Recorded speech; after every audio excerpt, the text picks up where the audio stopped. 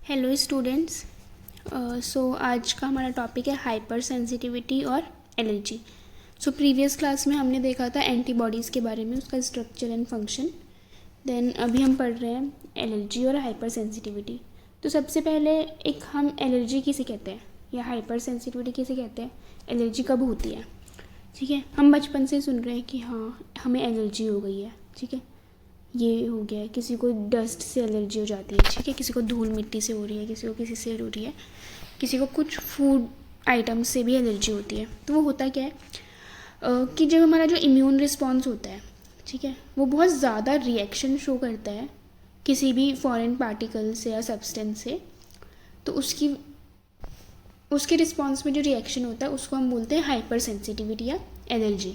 कि मतलब उस पार्टिकल या फिर आइटम से क्या है, हाइपर सेंसिटिव है हमारी बॉडी। ठीक है, बहुत ज़्यादा सेंसिटिव है। ओके, देन डेफिनेशन क्या है, a reaction over entry of foreign particle और antigen known as hyper sensitivity और एलर्जी। राइट, इसकी मतलब ऐसा रिएक्शन जो कब हो रहा है, जब फॉरेन पार्टिकल या फिर कोई भी एंटीजन जो है वो हमारी बॉडी में एंटर कर रहा है, तो उस रिएक्शन उसके बिहाफ में जो रिएक्शन होता है उसे क्या बोलते हैं, हाइपर सेंसिटिविटी और allergy. Right, the substance that produce manifestation of allergy is known as allergen. So allergen किसे कहते हैं, ऐसे सब्सटेंस जो क्या करते हैं, एलर्जी कॉज करते हैं। ठीक है, ऐसे कि एलर्जी हो गई है, ऐसे वाले जो सब्सटेंस होते हैं उसको क्या बोलते हैं, एलर्जन, जिसकी वजह से एलर्जी हो रही है। जैसे डस्ट हो गया, कुछ फूड आइटम्स होते हैं। ठीक है, हर किसी को अलग एलर्जी होती है। ओके, सो अब इसे हम क्लासिफिकेशन देख लेते हैं या उसके टाइप्स देख लेते हैं। On the basis of time it may be of 2 types. ठीक है, कि किस टाइम पे एलर्जी हो रही है। ठीक है, इमीडिएट, मतलब कि जैसे ही एंटीजन ने एंटर किया बॉडी में वैसे ही इमीडिएटली रिएक्शन शो हो गया, तो उसे क्या बोलेंगे, इमीडिएट, मतलब बहुत ही इमीडिएटली। ओके, देन डिलेड, मतलब कि आफ्टर सम टाइम। ठीक है, मतलब कुछ आवर्स के बाद जो होती है एलर्जिक रिस्पॉन्स शो होता है, उसे क्या बोलते हैं, डिलेड एलर्जी। राइट, सो टाइम के बेसिस पे हमारी कितने टाइप की एलर्जी है, 2 टाइप की, इमीडिएट एलर्जी और डिलेड एलर्जी। इमीडिएट मतलब कि जैसे ही एंटीजन ने एंटर किया बॉडी में उसी टाइम पे एलर्जिक रिस्पॉन्स शो हो गए हैं। ठीक है, उसे क्या बोलेंगे, इमीडिएट एलर्जी। और डिलेड मतलब कि after some time, after some hours allergic response show कर रही है बॉडी, तो उसे बोलेंगे डिलेड एलर्जी। देन हाँ, इसकी क्लासिफिकेशन, इसे 4 टाइप की एलर्जी होती है, type 1, type 2, type 3, type 4। Okay, so अब इसमें जो एक टेबल बनाई हुई है ये, ठीक है, टाइप फर्स्ट को क्या बोलते हैं, एनाफिलाइटिक रिएक्शन। ठीक है, इसमें क्या होता है, हाइपर सेंसिटिविटी। एनाफिलाइटिक मतलब एलर्जिक रिएक्शन, हाइपर सेंसिटिविटी जो होता है उसे ही बोलते हैं एनाफिलाइटिक रिएक्शन। हाइपर सेंसिटिविटी जो रिएक्शंस होते हैं उसको, ठीक है, तो वो शो करती है, तब उसे होता है टाइप फर्स्ट। ठीक है, तो हमने प्रीवियस क्लास में क्या देखा था कि एलर्जिक रिस्पॉन्स में जब एलर्जी होती है तो उसमें कौन सी एंटीबॉडी क्रिएट होती है, IgE। ठीक है, देन टाइप सेकंड क्या होता है, साइटोटॉक्सिक, जब एंटीबॉडी जो है वो डिफ्रेंशिएट ही नहीं कर पाती है। साइटोटॉक्सिक मतलब सेल के लिए टॉक्सिक है, खुद के जो बॉडी के हेल्दी सेल्स हैं उनके लिए भी जब एंटीबॉडी टॉक्सिक हो जाती है, वो खुद के सेल्स को ही मारने लग जाती है, तो उसको क्या बोलते हैं, साइटोटॉक्सिक, मतलब सेल को किल करने लग जाती है। इसमें सेल को ही किल करने वाला रिएक्शन शो करती है। राइट, तो इसमें कौन सी बॉडीज़ होती हैं, जब मैंने आपको बताया था कि IgM और IgG एंटीबॉडीज़ कब क्रिएट होती है, IgM इन एक्यूट स्टेज और IgM then in chronic stage. जब कम लेवल पे इन्फेक्शन है या जैसे ही बैक्टीरिया एंटर हुआ है, एंटीजन एंटर हुआ है, तो सबसे पहले कौन सा एंटीबॉडी क्रिएट होगी, IgM। ठीक है, देन उसके बाद जब हैंडल नहीं हो रहा है, बैक्टीरिया नहीं मर पा रहा है, तो उसके बाद क्या होता है, IgG फॉर्म होती है। ठीक है, इन क्रोनिक स्टेज में। ठीक है, इसमें क्या होता है, साइटोटॉक्सिक रिएक्शन होता है, हेल्दी सेल्स को किल करने लग जाती है एंटीबॉडीज़। देन टाइप थर्ड में क्या है, इम्यून कॉम्प्लेक्स रिएक्शन। इसमें क्या होता है, एंटीजन एंटीबॉडी कॉम्प्लेक्स फॉर्म हो जाता है। ठीक है, इसमें बोल सकते हैं ऑटो इम्यून डिजीज़ होते हैं, ठीक है, ये हम आगे डिस्कस करेंगे। इसमें भी IgG and IgM he antibodies create होती हैं, ओके। देन लास्ट है टाइप 4, इसमें क्या होता है, टी सेल मीडिएटेड होता है ये, ठीक है। तो सो हमने ये प्रीवियस क्लासेस में देखा था कि टी सेल्स कौन से होते हैं, हमने इसकी 5 टाइप्स देखे थे, राइट, सेल मीडिएटेड इम्यूनिटी में। ये किस में होता है, डिलेड हाइपर सेंसिटिविटी रिएक्शंस में। डिलेड मतलब कि आफ्टर सम टाइम जो रिएक्शन शो होते हैं वो क्या होता है, डिलेड हाइपर सेंसिटिव रिएक्शन। तो इसमें हमने क्लासिफिकेशन के बेसिस पे 4 टाइप देख लिए। फर्स्ट होता है एनाफिलाइटिक रिएक्शन, सेकेंड का नाम है साइटोटॉक्सिक, थर्ड होता है इम्यून कॉम्प्लेक्स रिएक्शन, फोर्थ होता है delayed hyper sensitivity reactions, right, okay. क्योंकि टी सेल्स क्या करते हैं, थोड़ा टाइम लेता है, राइट, बैक्टीरिया को किल करने में। हमने टी सेल का पूरा मैकेनिज्म देखा था कि वो कैसे रिकॉग्नाइज कर रहा है, ठीक है, आइडेंटिफाई कर रहा है, देन वो स्टिमुलेट करता है, राइट, देन वो किल करता है, फिर मेमोरी सेल्स होते हैं, देन वो टी सप्रेसर सेल सप्रेस करता है टी किलर सेल्स को, राइट। सो इसके लिए आप प्रीवियस क्लासेस देख लेना। सो हम इनके बारे में देखते हैं, ओके। तो सबसे पहले हमारा टाइप फर्स्ट, जिसको हम क्या बोल रहे थे, एनाफिलाइटिक रिएक्शन या फिर हाइपर सेंसिटिविटी रिएक्शंस जो होते हैं, ठीक है। In this type of reaction the reaction is immediate, ठीक है। तो इसमें जो रिएक्शंस होते हैं वो क्या होते हैं, तुरंत आ जाते हैं, जैसे ही एलर्जन ने बॉडी में एंटर किया उसी टाइम पे रिएक्शन शो हो जाते हैं। It is like shock reaction, ठीक है।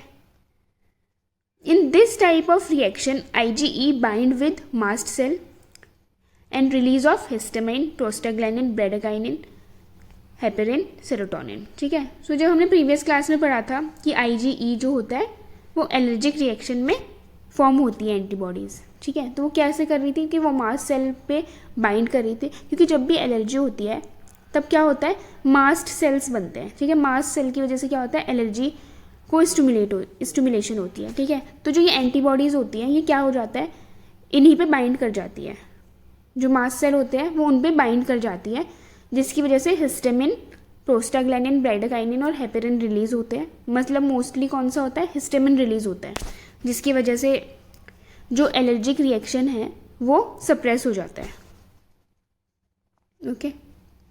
देन सिम्टम्स क्या है इसमें, कि जब भी एलर्जिक रिएक्शंस होंगे, हाइपर सेंसिटिव रिएक्शंस होंगे, क्या होगा, स्किन पैचेस, मतलब जब बोलते हैं ना स्किन में खुजली खुजली हो जाती है या फिर उसमें दाने बन जाते हैं, उसमें स्किन पैचेस हो जाएंगे, urticaria, hives, bronchospasm, red pale skin colour, swelling, rhinitis, oedema, itching, hypotension, pain, respiratory problem and then fever, right. So इसमें क्या हो रहा है कि जो भी हमारे बेसिक सिम्टम्स होते हैं ना वो हो रहे हैं, ठीक है। सबसे पहले स्किन में हो रहा है, देन अर्टिकेरिया होता है, ठीक है, हाइव्स हो जाते हैं, ब्रोंकोस्पाज्म मतलब जो ब्रोंको होती है हमारी उसमें स्पाज्म के ब्लॉकेज बोल सकते हैं उसको, वो हो जाता है, गले में जैसे हो जाता है ना पेन वगैरह वो, या फिर रेड स्किन हो जाती है, रेड पेल स्किन हो जाती है, कलर चेंज हो जाता है, ठीक है। स्वेलिंग हो जाती है, स्वेलिंग मतलब इन्फ्लामेशन, सूजन बोलते हैं ना कि सूजन हो जाती है तो उसे बोलते हैं स्वेलिंग। राइनाइटिस हो जाता है, नाक बहने लग जाती है, ठीक है। एडिमा हो गया, इचिंग हो गया है, ठीक है, खुजली होने लग जाती है, जो बीपी होता है वो कम हो जाता है, हाइपोटेंशन होता है, ठीक है, पेन होने लग जाता है, या फिर कुछ भी रेस्पिरेटरी सांस लेने में प्रॉब्लम होने लग जाती है। जैसे अस्थमा है, अस्थमा में क्या होता है, एनाफिलाइटिक रिएक्शन होता है। इसमें क्या होता है कि जिस इंसान को अस्थमा होता है उसको ब्रोंकोस्पाज्म होता है, उसको एलर्जी होती है, ठीक है। तो जब भी वो उस एंटीजन से आएगा, मतलब एंटीजन बोल सकते हैं कि एंटीजन जब बॉडी में आएगा तो उसमें क्या होगा, एलर्जिक रिएक्शन शो होगा, क्या होगा, रेस्पिरेटरी प्रॉब्लम्स होते हैं अस्थमा में, ठीक है, उसमें सांस नहीं ले पाता है, ओके। देन फीवर भी हो जाता है, राइट। देन टाइप सेकेंड क्या होता है, साइटोटॉक्सिक रिएक्शन, ठीक है। साइटोटॉक्सिक मतलब ये खुद के सेल्स को, जो खुद के हेल्दी सेल्स हैं उनको किल करने लग जाता है। In this type of allergy 2 antibodies are secreted, IgM and IgG, ठीक है। This antibodies attach with antigen and destroy them, right. इसमें क्या होता है कि जो बॉडी है ये अटैच हो जाती है एंटीजन से और डिस्ट्रॉय करने लग जाती है उनको, ठीक है। जैसे बोल सकते हैं कि ब्लड सेल्स से अटैच होती है RH इनकम्पैटिबिलिटी में, ठीक है। अब RH इनकम्पैटिबिलिटी क्या होती है कि जब जो फीमेल होती है, जब वो प्रेग्नेंट हुई, ठीक है, तो वो क्या है, RH नेगेटिव है, ठीक है, लेकिन जो बेबी है वो RH पॉजिटिव है, ओके। मतलब ब्लड ग्रुप ही मान लो, उसकी जो मदर है उसके ब्लड ग्रुप में ग्रुप डिफरेंट है, ओके, उसमें RH नेगेटिव है, उसमें RH फैक्टर है ही नहीं, और बेबी में RH पॉजिटिव है, मतलब RH फैक्टर है। तो सबसे पहले क्या होता है, IgM फॉर्म होता है, ठीक है। ये क्रॉनिक स्टेज में फॉर्म हो रहा था, तो जब वो फॉर्म होता है तो फर्स्ट डिलीवरी तो बेबी की हो जाती है, ठीक है। जैसे ही फर्स्ट डिलीवरी होता है तो मदर का और फीटस का ब्लड जो होता है वो आपस में मिक्स होता है, ठीक है। तो एंटीजन मान लो, जो बेबी का ब्लड है, ब्लड सेल्स है, वो एंटीजन है मदर की बॉडी के लिए, राइट। दूसरे हैं तो इसमें क्या होता है, IgM फॉर्म हो जाते हैं, ठीक है। लेकिन जब सेकेंड टाइम वही फीमेल कंसीव करेगी तब उसमें क्या होगा, देन अब क्या बनेगा, IgG। और हमने IgG क्या पढ़ा था कि प्लेजेंटा को क्रॉस कर सकती है, राइट। तो जो IgG होता है उसमें क्या हो जाता है कि जो बेबी होता है वो डेवलप नहीं हो पाता है, ठीक है। उसमें अबॉर्शन के चांसेस बढ़ जाते हैं सेकेंड प्रेगनेंसी में, ठीक है, क्योंकि IgG जो फॉर्म हो जाता है क्रॉनिक स्टेज के लिए, और उसमें क्या हो जाता है, वो प्लेजेंटा को क्रॉस करता है और फीटस को एंटीजन समझ के उसको किल कर देता है, ठीक है। सो इसमें यही था कि सेल साइटोटॉक्सिक मतलब सेल को डिस्ट्रॉय कर देता है। This antibody attach with antigen and destroy them, right. Then type third reaction, immune complex reaction. इसमें मैंने आपको क्या बताया था कि एंटीजन एंटीबॉडी कॉम्प्लेक्स फॉर्म हो जाता है। In this type of reaction antigen antibody complex is formed. This antigen antibody complex localised in different body places. अब देखो इसमें क्या होता है कि एंटीजन, मैंने आपको बताया था स्ट्रक्चर में कि कहाँ पर एंटीजन और एंटीबॉडी क्या होता है, बाइंड हो जाते हैं, ठीक है। कहाँ पर एंटीजन एंटीबॉडी पे आके बाइंड होता है, तो इसमें जब बाइंड हो जाता है तब क्या हो जाता है, एंटीजन एंटीबॉडी कॉम्प्लेक्स बन जाता है, ठीक है। अब ये जो कॉम्प्लेक्स है ये क्या होता है, ये बॉडी में डिफरेंट पार्ट्स में जाता है और वहाँ पे रुक जाता है, जिससे वो क्या करने लग जाता है, डिस्ट्रॉय करने लग जाता है सेल्स को, ठीक है। तो इसमें क्या हो रहा है कि खुद की ही जो एंटीबॉडीज़ है वो डिस्ट्रॉय कर रही है हमारी बॉडी सेल्स को, ठीक है। तो इसको क्या बोलते हैं, ऑटो इम्यून डिजीज़ ही बोलते हैं। ऑटो इम्यून रिएक्शन या ऑटो इम्यून डिजीज़ पढ़ा होगा आपने कि ऑटो मतलब खुद, और इम्यून मतलब जो इम्यूनिटी सेल्स होते हैं, ठीक है। इम्यूनिटी हमारी एंटीबॉडीज़ हैं, ठीक है, वो क्या करने लग जाती है, हमारे ही सेल्स को किल करने लग जाती है, ओके।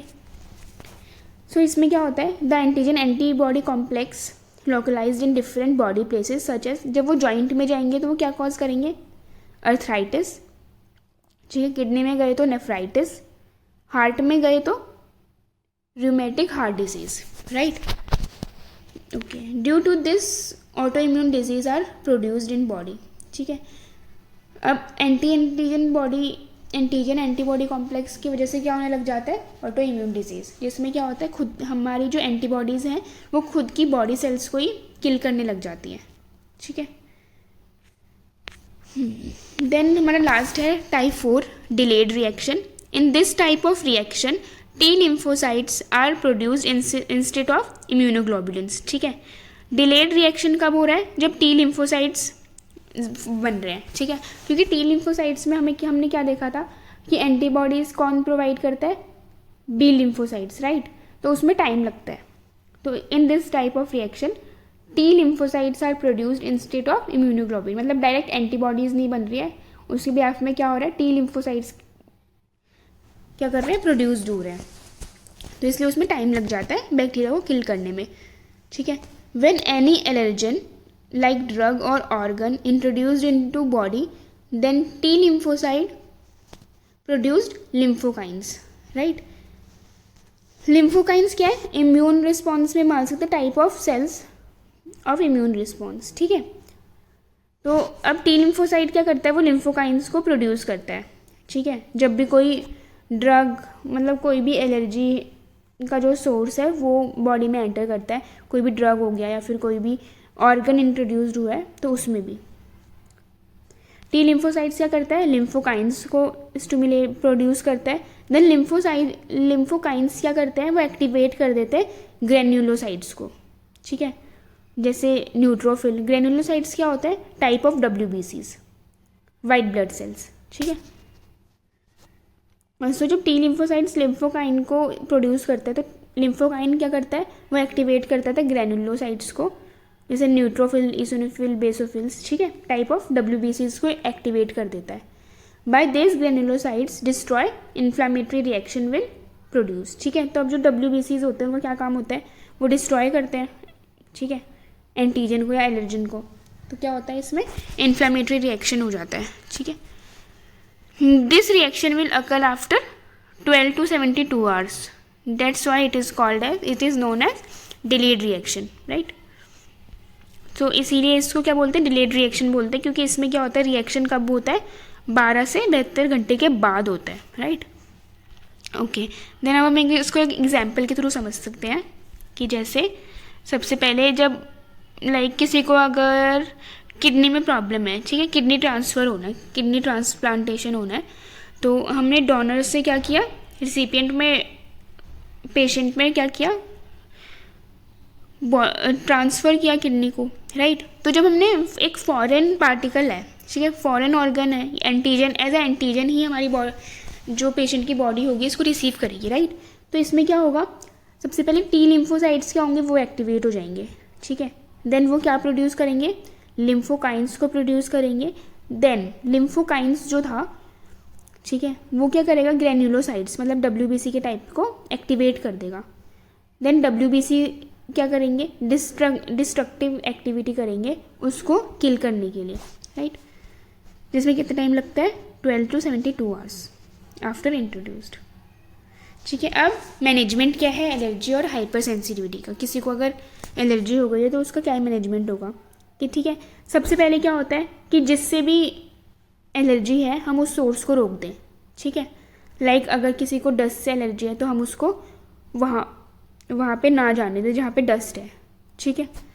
और किसी को अगर किसी फूड आइटम से एलर्जी हो तो हम उसको वो फूड आइटम ना कंज्यूम करने दें, उसको वो ना दें, ठीक है। या फिर अगर कोई कुछ ड्रग ले रहा है उससे एलर्जी हो तो हम उसको क्या करें, स्टॉप कर दें उस ड्रग को उसी टाइम, ठीक है। Immediately stop the drug injection, ठीक है, अगर ड्रग से है तो। अदरवाइज जो भी फूड आइटम से एलर्जी है या किसी भी चीज़ से एलर्जी है हम उसको क्या करेंगे, स्टॉप करेंगे। देन एडमिनिस्टर करेंगे oxygen eight high level and also give CPR if required, okay. Oxygen provide करेंगे, ठीक है, हाई लेवल पे, एंड देन CPR देंगे, कार्डियोपल्मोनरी रिससिटेशन। ये कब देते हैं हम लोग, जब जो पेशेंट होता है वो अनकॉन्शियस स्टेज में होता है तभी हम लोग CPR देते हैं, अदरवाइज नहीं देते हैं, राइट। देन हमारा जो फार्माकोलॉजिकल है, मतलब कौन सी ड्रग्स एडमिनिस्ट्रेशन करते हैं, इसमें हम लोग करते हैं एड्रेनलिन इंजेक्शंस 0.5 mg, और हम ये कब देते हैं, इंट्रामस्कुलर, ठीक है, मसल में देते हैं 90 डिग्री पे, ओके। इफ़ एनाफिलाइटिक रिएक्शन और life threatening reaction occur then introduce adrenaline at high level, ठीक है। अगर ज़्यादा ही एनाफिलाइटिक रिएक्शन हो गया है, ठीक है, या फिर लाइफ थ्रेटनिंग कंडीशन हो गई है, मतलब पेशेंट की बहुत ही क्रिटिकल कंडीशन है, तो हम एड्रेनलिन का डोज बढ़ा देते हैं, ठीक है। या फिर हम क्या करेंगे, एडमिनिस्टर हिस्टामिन रिसेप्टर्स, ठीक है, H1 रिसेप्टर मतलब हिस्टामाइन को एडमिनिस्टर करेंगे, ओके। देन आज का हमारा टॉपिक ख़त्म हो गया है, ओके। क्या था हमारा topic, hyper sensitive allergy, okay. I hope आपको ये समझ आ गया होगा, और अगर समझ नहीं आया तो कमेंट करना, ओके। Bye students.